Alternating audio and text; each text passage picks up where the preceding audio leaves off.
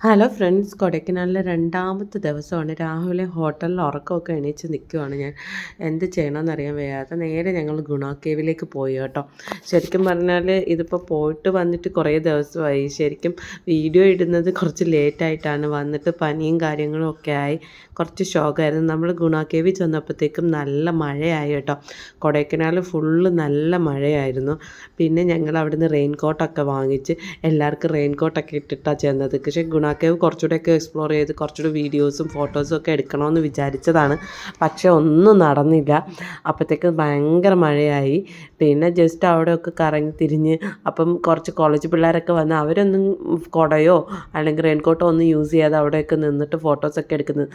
എന്നിട്ട് ഞങ്ങൾ കുറച്ച് നേരമൊക്കെ നിന്ന് അവിടെ നിന്ന് കുറച്ച് ഫോട്ടോസൊക്കെ എടുത്തിട്ട് തിരിച്ചിങ്ങ് പോന്നു കേട്ടോ. കൊടൈക്കനാലിൽ പിന്നെ കുറച്ച് കറങ്ങാനൊന്നും വേറെ എവിടെയും പോകാനായിട്ട് നിന്നില്ല. അവിടെ ഒരു വെള്ളച്ചാട്ടം ഉണ്ടായിരുന്നു. അവിടെ പോയി ആ വെള്ളച്ചാട്ടവും കണ്ടിട്ട് ഞങ്ങൾ അപ്പോഴേ അവിടെ നിന്ന് തിരിച്ചു. മഴയായിരുന്നെങ്കിൽ പോലും ഗുണ കേവിൽ നല്ല തിരക്കായിരുന്നു കേട്ടോ. കോളേജ് പിള്ളേരും ബാക്കിയുള്ള ആൾക്കാരും ഒക്കെ ആയിട്ട് നല്ല തിരക്കായിരുന്നു.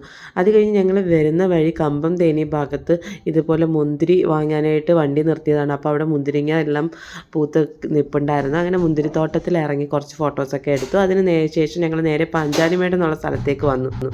അവിടെ എത്തിയപ്പോൾ തന്നെ ഏകദേശം ഒരു 5 മണിയൊക്കെ ആയി. 5 മണിയല്ല, 5 മണി കഴിഞ്ഞു. 5:30 മണി ഏകദേശം ആയി. 6 മണിയാകുമ്പോഴത്തേക്ക് അവിടെ ക്ലോസ് ചെയ്യും. അപ്പം ഞങ്ങൾ ജസ്റ്റ് പെട്ടെന്ന് പോയിട്ട് അവിടുന്ന് കുറച്ച് ഫോട്ടോസും സ്ഥലമൊക്കെ കാണാനായിട്ടൊക്കെ ആയിട്ട് പോയതാണ്.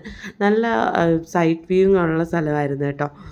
നല്ല സ്ഥലമായിരുന്നു. പക്ഷെ എനിക്ക് തോന്നുന്നു കുറച്ചുകൂടി മുന്നേ വരണമായിരുന്നു. നമ്മുടെ ഇതുപോലെ ഒരു മണ്ഡപമൊക്കെ അവിടെ ഉണ്ട് കേട്ടോ. ഒന്നോ രണ്ടോ മണ്ഡപമൊക്കെ ഉണ്ട്. ഇതുപോലെ കുന്നൊക്കെയാണ്. ഭയങ്കര കാറ്റായിരുന്നു കേട്ടോ ആ സ്ഥലത്ത്.